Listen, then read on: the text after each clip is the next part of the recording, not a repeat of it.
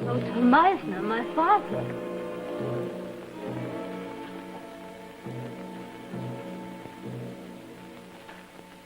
Strange how his travels coincide exactly with those of the infamous Dr. Herman Deal. Is it possible that this war criminal and this innocent professor are one and the same? This is a lie. My father is a dedicated teacher. His dream has been to come to America. Oh, Ilsa, I'm a successful columnist. No one keeps secrets from me. But this is a lie. Well, will the regents and the alumni of Benton College think it's a lie when I print it in my column? Will parents risk exposing their children to such... Stop it!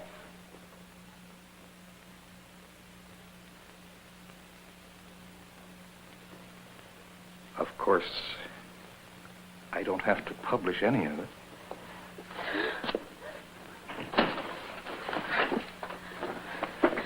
Let her go, Mr. Ambrose. Take your hands off of her. Down, Sir Galahad. Steve, don't.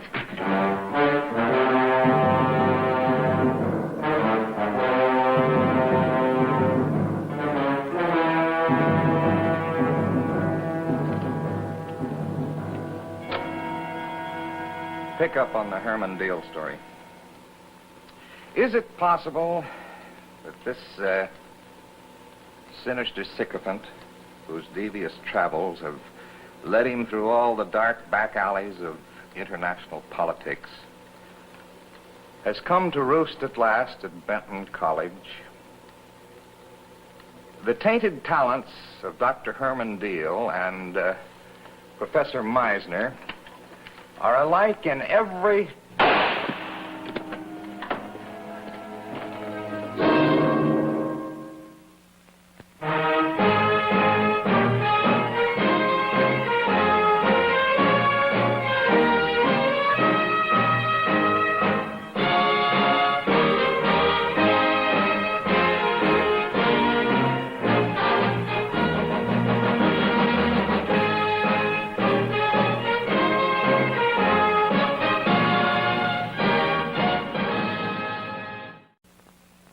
Al Bingham had covered everything from weddings to war in his long career as a reporter.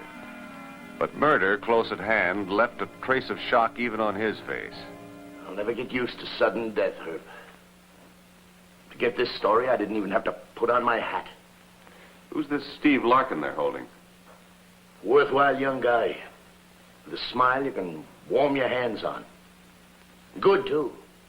In a year, he worked himself up to be leg man for Mills Ambrose. You can call that up. Violent disagreement on a story was given as a motive. It's a little fuzzy coming from you, Al. Maybe I'm getting soft, Herb. That'll be the day. Who are you protecting? The gentle ones. Mills was bothering a girl named Ilsa Meisner, but she didn't want to be bothered. So he sent Steve out to dig up some background on her father, professor from the old country. Mills planned to dirty up that information, threatened to run it unless the girl came around. A real Sir Galahad. Oh, yeah. When Steve found out what he was being used for, he flipped. Made some wild threats. But Weston is holding him on next to nothing, actually, just the threats. And a description that fits. Of course, the kid has got no alibi, but who has? Al, are you asking me to go see him? Steve? I'm Herb Maris. You're a friend of Al's. That's right. Did you kill Mills Ambrose? Well, either you did or you didn't. Look, if Mills was in this room right now, I'd kill him with my bare hands. Those are just words, Steve. Let's get down to facts. All right. He sent me out on a big human interest story. And I went to those people as a friend. I ate all my meals in their home.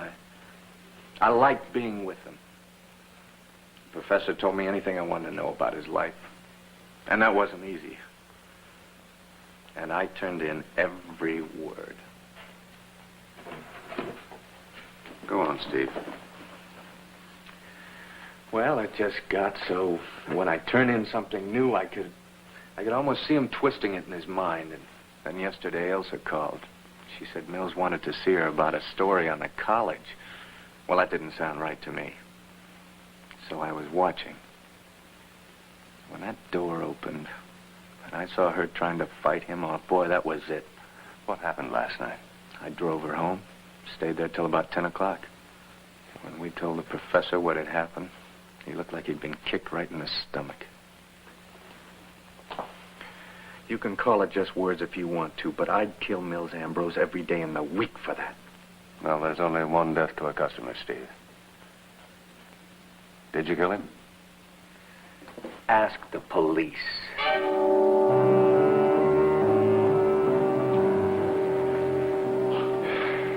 What's that you've got there? Oh, Mills was dictating into it when he was shot. You want to hear a murder?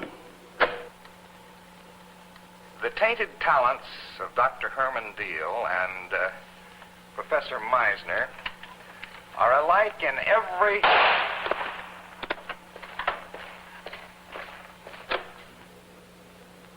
There it is. Complete with the murderer's rubber-heel getaway. Because the footsteps are soft? That's right. You know, I've listened to this thing over 40 times, and I can't help feeling that somewhere in there, the murderer left his signature. Pretty illegible up to now. Let's have another look in his office.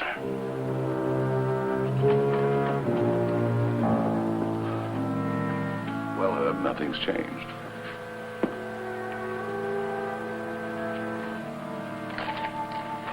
If he was at his desk, the shots came from where? Know about that? Hi, Al. Come on in. Al? Anything new? I haven't talked to Steve since I saw you with Herb. What do you think, Herb? My hunch is he didn't do it. Hunch, crystal balls, Ouija boards, everything but solid evidence. Who found the body? Cleaning crew, but nobody heard the shot. Steve's notes? Yeah. Ilse and her father were home all night, but they can't prove it except by each other. I'd like to talk to them. So would I. Go ahead. Why don't you? I'll stay here. We've been over this room a dozen times. Haven't been able to prove anything, so I'm going to go over it again. Okay.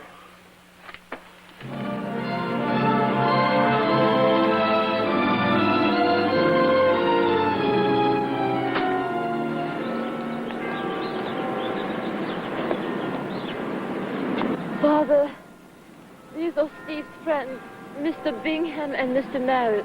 How do you do, Professor? Professor Meisner? Steve refuses to admit or deny whether he killed Mills. I see. Has either of you spoken to him since he left you? No. You told the police you were both at home. Have you any way to verify this? Only our word.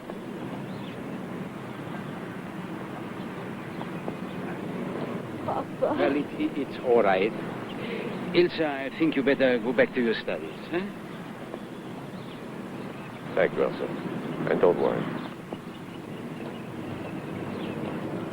Gentlemen, what would you say if I told you that I killed Mills Ambrose? Professor, where was Mills sitting when he was shot? At his desk. That was in the papers. Was he typing or dictating? He was typing. He was dictating, Professor. It's not as easy as it looks. There must be some way to help. I'm sure there must be something. There is. We'll find it. Thank you. Thank you, Professor Meisner. And we'll keep in touch with you. Yeah, thank you. Herb, I just had a thought. You know Everett Cummings, don't you? Writes feature articles for the women's page? She knows everything that goes on. Now, Steve used to confide in her. I think she'll talk to you. Maybe she has an angle.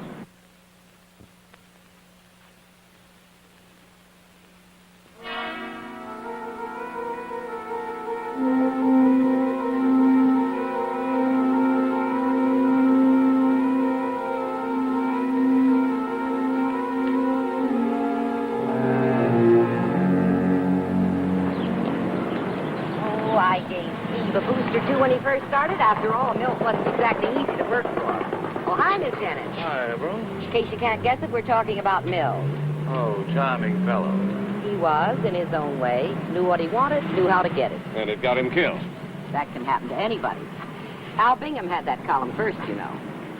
Poor old Al, chugging along with honesty and integrity. The readers couldn't have cared less. Then Mills took it away from him, and in 3 years it was selling papers coast to coast. As I remember, you were a cog in that wheel. Well, you bet I was. Mills gave me my first job, you know. Secretary. As a matter of fact, I never quite got over working for him. I was feeding him items right up to yesterday. Didn't it bother you what he did with those stories? Some, but let's face it, fellas. It wasn't the professor's story that caused that trouble. It was the professor's daughter. The feminine angle? My specialty. Excuse me, gotta run. Thanks, Edward. You know, it completely slipped my mind that Al used to write that column. Mine, too. It's so different now. Supposed to meet Al at headquarters. When he found out I had a record of the murder, he couldn't wait to hear it. What was that? When Al found out that I had a record of the murder, he couldn't wait to hear it. He knew about that record. No, he couldn't have, Herb. I just told him about it 2 minutes ago. When we were talking to Professor Meisner, he knew about that record. He did? He knew that Mills was dictating when he was shot. Oh, no. Well, what took you so long? I said, what took you so long? My shoes. What is this? Al, you're an old hand. You don't want me to draw you a picture, do you? Look,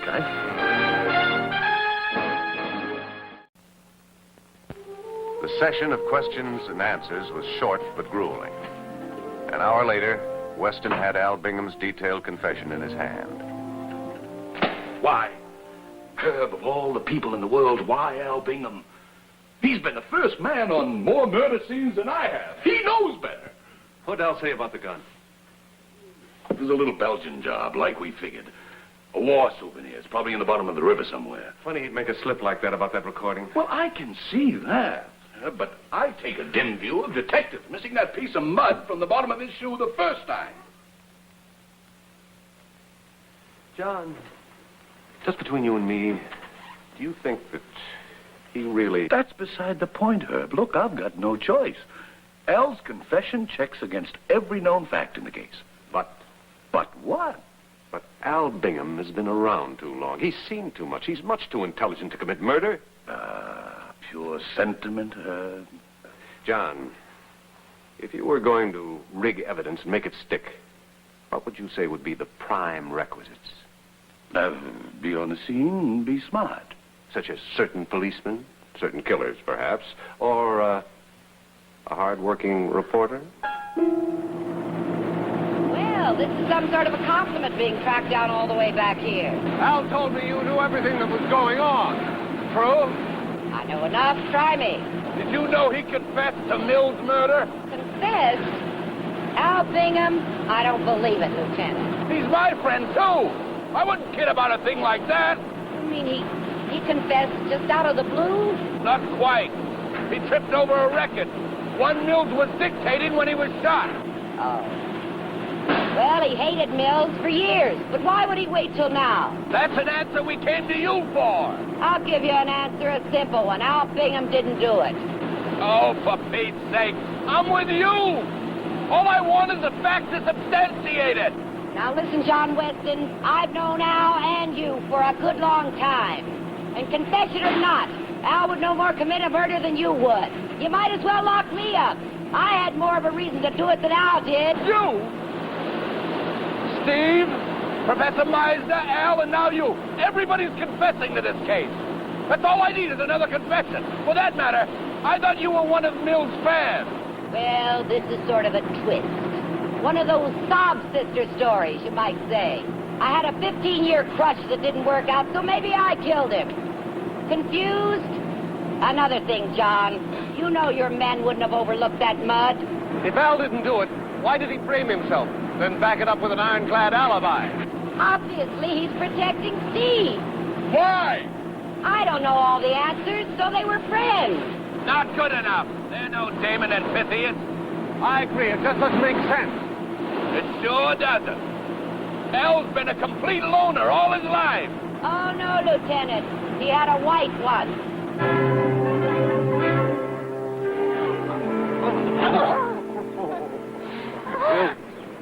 Oh, Steve. The police seemed so sure. I was awfully afraid. I know, I was too, Elsa. Where's your father? Oh, he has already gone home. What happened? Why did they release you? Well, Al Bingham confessed. Al Bingham? I know. It's kind of hard to believe, isn't it?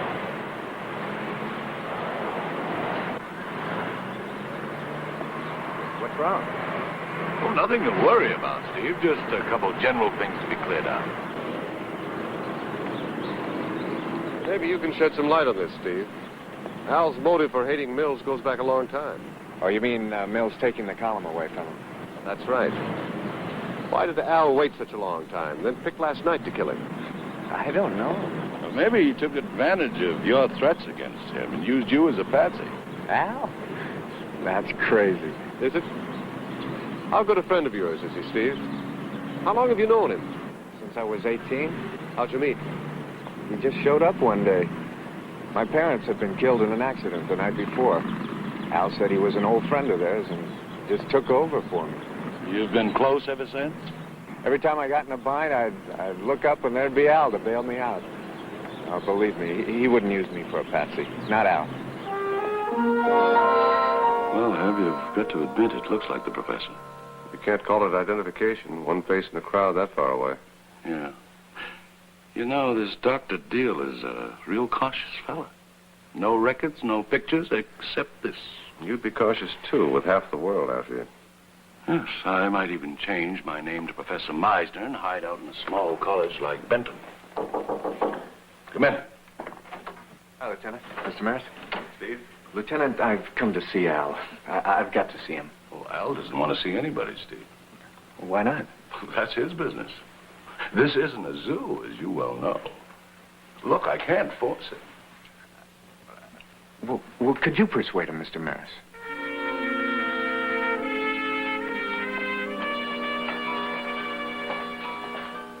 Hello, Steve. Al. Like me to leave? No, what for? We don't have any secrets, do we, kid? No. Well, I appreciate your warming this place up for me, kid. Anytime, Al. Al, what can I... Nothing. Don't do anything. Everything's just the way I want it. You understand? Okay. But... No buts. Just listen. What's done is done. Now, don't worry about it. Just forget it. You'll do all right. You just take care of yourself. And if Ilse, she'll have you. Now get out of here and don't ever come back.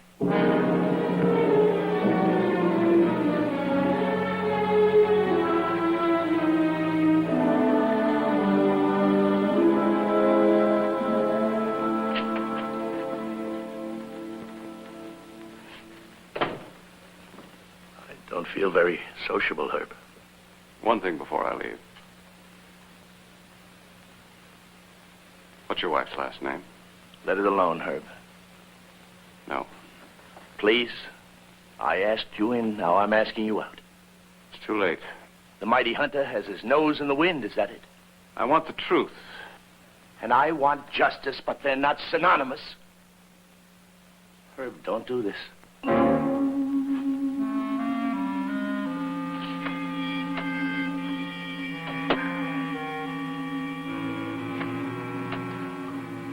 How'd you make out, huh?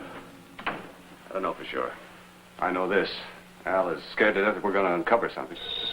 Excuse me. Weston.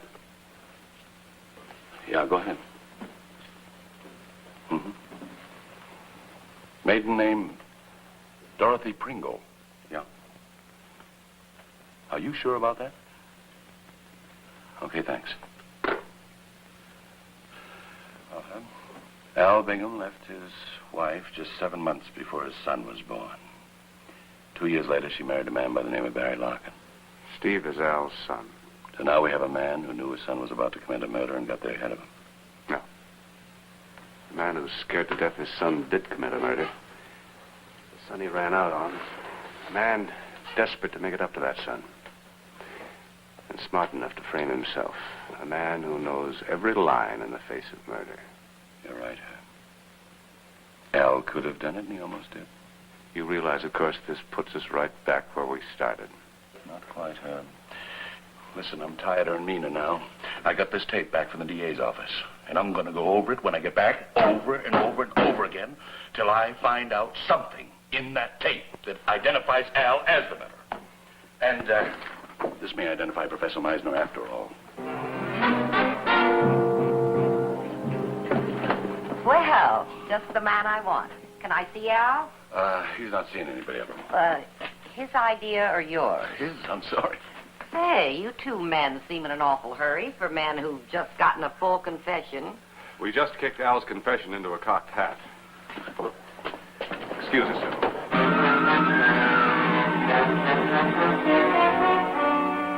Herb, this time we'll dig deep. In spite of the professor's hard luck story, Oates' pretty face, or Steve's boyish smile. This time... That's not all, John. We'll have to look at all of Mills' people. Oh, that suits me. Wait a minute.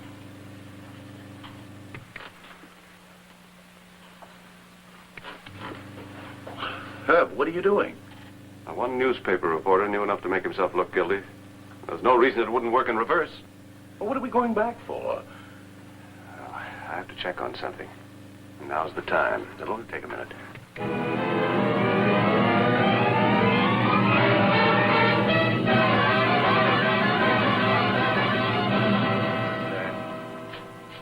Sinister sycophant, whose devious travels have led him through all the dark back alleys of international politics, has come to roost at last at Benton College. Well, can't blame a reporter for prying. Well, I mentioned this to you. You didn't seem very interested. Well, John, after all, good reporter develops a poker face. Well, what happened to your poker face when Al confessed? Well, that was a shock. I know Al so well. You know murder well, too, Everett. Well, of course I do. A reporter of my experience. Only a reporter with experience would be able to rig evidence. Like yourself. I suppose that's true. If there was any reason to.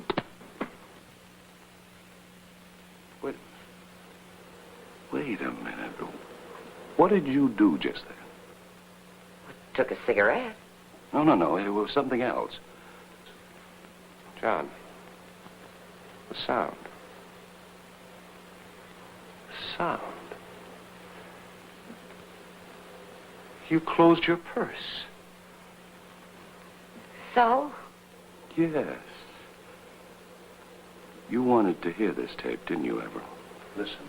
Dr. Herman Deal and Professor Meisner are alike in every...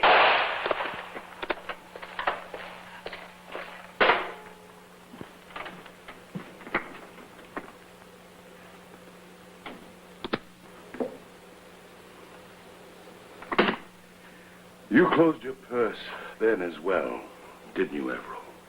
After dropping in the gun.